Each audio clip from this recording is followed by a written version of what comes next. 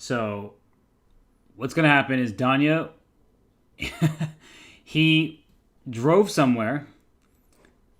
I was trying to produce, and then he is driving back to his home, and he is going to produce because there are all sorts of issues. But thank you, everybody, for staying patient, for being here.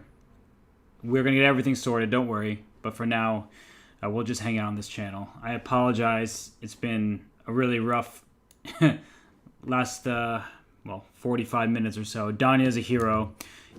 He is actually driving right now, and he will get this back on track. So you have baby Danya on the screen in front of you, but the real Danya, the awesome Danya, will show up, but I went live on my own. This is what happens when you're going solo and doing things by yourself. For some reason, audio captures weren't working, but you get the picture. We're here, and I didn't want you all to miss the possible ending of Magnus versus Hikaru in the classical chess, and that's why I'm live. But I'm keeping an eye out on my phone for when Danya messages me, and then I will let him take over from the production standpoint as he heads home. So, again, thank you, everybody. I did say don't speed, don't worry. Danya's just on his way. What are my thoughts on Magnus's explosive outburst after his loss to Gukesh? My thoughts are I knew that people would immediately ask this question. It's a video that Danya and I didn't have access to yesterday, right? We were just on these channels.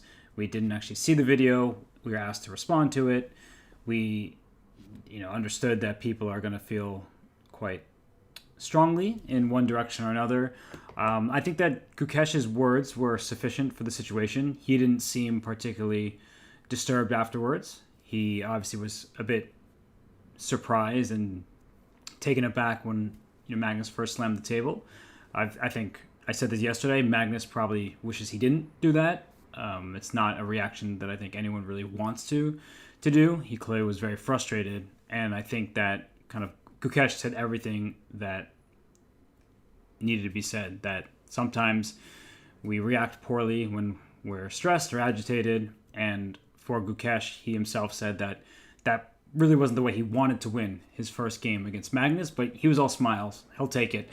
And for Magnus, we're seeing how he rebounds right now. Yeah, he gave Gukesh a pat on the back. I think that it's going to continue to be the center of attention. I prefer to let the games and the positions be the focal point. So I get why everybody wants to talk about it, but personally, I don't find it particularly interesting because I think the broader context. By the way, this game is heading straight to a draw. Like they've just traded everything off. We have bishops of the opposite color. Yes, this knight can be captured, but that fixes black's pawn structure. So yeah. Draw is the best result. We will get Armageddon in the event of a draw. So that's fun. Sorry, Danya's messaging me. And I'm thanking him. And when Danya does come on and when he starts producing this, everyone please show Danya some love and appreciation. And you can do it in front of him. I know I keep joking and having you do it when he leaves his computer, but he's been just on a mission today. He's driven in one way, driven back. He's really trying his best, as am I. So I apologize again for the delay. It's not something we wanted to have happen, but we are doing our best given we're just producing this on our own. I see people saying it's 20 million views on TikTok. Of course it's got 20 million views, right? Like it was a very agitated reaction. It was a heat of the moment. And people love that kind of stuff. I personally don't, but I know that the broader public does. So this game, it is really heading straight towards a split point and then Armageddon. You love Danya. Who doesn't love Danya? Danya's the best. And yeah, again, sorry if I'm a little low energy at the moment. Just feeling really annoyed that we couldn't get going on time. And we really were doing everything within our power to make sure that all was set. And sometimes these things happen when you're just a two-man show. So we're doing our best. Apologies again. It was good to see the real emotion. Bad to see the internet's reaction. Yeah. Why is Hikaru drawing this? Good morning, everybody, or good afternoon, wherever you are. Hikaru doesn't need a win in this particular game. He also has the black pieces against Magnus. And I'm not even showing the eval bar just because the game is so level. Like, from the start, Hikaru didn't really have a chance to do anything. If Magnus is going to take on c6 and then take this pawn here, all these moves are known and just advisable. To play rook e8, hit the knight, the pawn behind it. The knight moves back to hit the bishop. If the bishop moves back, white gets to stay a pawn ahead, so the bishop takes. Now we have opposite colored bishops here, heading towards equal territory. Rook goes to hit the knight on e4, which is protected by the rook on e8. The knight goes back, and as you can see, the pieces very quickly came off the board, and I don't really know what anyone expects Hikaru to do, right? Like, maybe Hikaru wanted to win, and perhaps in a different event or on another day, Hikaru would have some chances to play for a win. But when Magnus is just shutting the board down, there's really nothing Hikaru can do. So I think that people would be very mistaken to believe that Hikaru is going to play this out. Like, there's nothing really to play out at the moment. And yesterday's result was Hikaru losing to Fabiano in Armageddon and Magnus losing a very long and emotional game to Gukesh. But Magnus losing that game doesn't suddenly mean that people are like poking to, for endgame weaknesses. And Magnus lost that game because he just couldn't convert his win where he had it. He didn't lose it because suddenly he's forgotten how to play very equal endgames. In fact, that game wasn't equal like ever. It was winning, and then still better, and then immediately losing. There was actually not a moment where that game was level. This game, on the other hand, is completely even.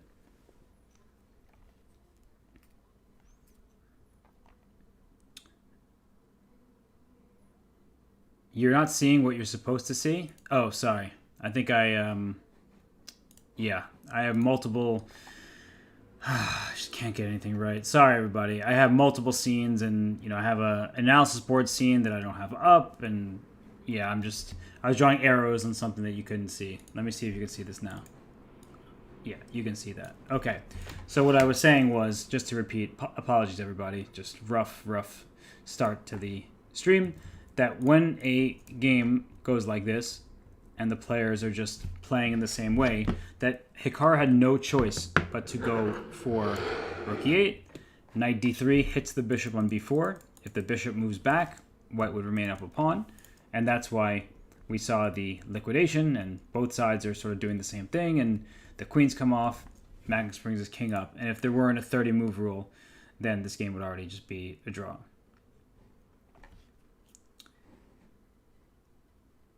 Thank you. Yeah, game killed immediately. Yeah, this game is not really much of a game, and I guess that's what Magnus wanted, given what happened yesterday. He just wants this game to conclude. I think we can understand why. Highly emotional game yesterday, and he probably didn't feel like he was in the best shape to play a battle today. And actually, it seems like both Magnus and Gukesh have a bit of emotional hangover from yesterday's battle, because actually if we go to Gukesh's game against Arjun, let's see, let me click on it here because I can see it at the corner of my eye. If you look at this game here, did I get this right this time? I did. Go me. And my day is, as I said, it's not been great thus far, just because this two-man production, myself and Danya, we were trying our best. We were on time, but the things weren't working, and so Danya was at a different location. He's driving back home, and yeah, he's gonna produce after he gets back. Just for whatever reason, my Streamlabs wasn't working well, or hasn't been working well when he joined on the call, so he's taking the reins when he gets back. But what I wanted to point out was that in this game here, you see that Arjun, with the black pieces, has a pair of bishops, is already castled with a rook on a semi-open file, and black just played c5 to take more control over the center. If this pawn is captured, The pawn goes forward. Arjun is much better with black, and we're only, how many moves? 9 moves into the game. So something is happening with both Gukesh and Magnus after yesterday's very long and emotional game. But just to show you how we got here, Arjun played the Pierce defense, which is very rare at the highest level. I mean, this doesn't appear very often because, black will play bishop g7 and try to finish the development, but oftentimes white can unleash an attack. And a big reason why black doesn't play in this manner at the high levels is you've handed white the center, right? Black doesn't have a single piece past his own third rank, and then white has 2 healthy pawns in the center that can push forward, and black needs to be careful about that. So white continued knight f3, bishop g7, bishop c4, and bishop c4 already, after castles, you have to look out for knight takes e4 and a center fork trick. And that's exactly what happened in this game. So when you look at how this one continued, h3 by Gukesh, knight takes, and bishop takes f7 check. I mean, this is not what you play for from the white side, because after the recapture and d5, now black has the pair of bishops, as I mentioned, already castled. So something about this feels very wrong, and Gukesh spent quite a lot of time before bringing the knight back to c3. I think most players would prefer to bring a knight to g5, hitting a rook on f7, but you'll notice that these knights are superfluous, stepping on each other's toes. And after rook f5, the big threat is pawn to h6 to trap this knight over here. You can also play for c5 or e5, depending on how this game continues. And white does not have time to castle because, as mentioned, h6 traps this knight on g5. So white is just down in development. Black has a bishop pair, a very healthy plus for black if knight g5 were to be played. Instead, we saw the knight go back to c3, and then we saw c5 relatively quickly played by Arjun, and now it's just, I would say, good for black. D takes c5, pawn to d4, hitting the knight on c3. The knight doesn't actually have to move yet because there is a pin along the d file, so don't be fooled that... Hey, I see everybody. I'm watching the chat, and we will get on YouTube and on my Twitch when Danya is here and ready. So Danya's been driving. We do want to apologize. I will keep apologizing because I do feel very badly about it. We're seriously doing our best. Just a 2-man show, so we don't have all the bells and whistles, and we don't have anyone producing besides ourselves. But just was pointing out here that white does have a turn to leave the knight on c3 because the queen is not defended on d8. You can castle. This knight can come out to c6, for example. You also have to look out for ideas like rook takes f3, because if the queen takes, now this knight is hanging. You've removed the queen from the enemy queen's sights. And if g takes f3, bishop takes h3, we see the king is in trouble. This rook is under attack. Looks really dangerous. So after d4 here, if you do move this knight away, I think knight e4 makes a lot of sense to stay in touch with the pawn. Black plays queen d5. All the light squares are carved out, and it's black with the light square bishop. One sec, everybody. Just messaging Danya, who is saying he's almost ready, which is great. It's also shown he's not weak in blitz.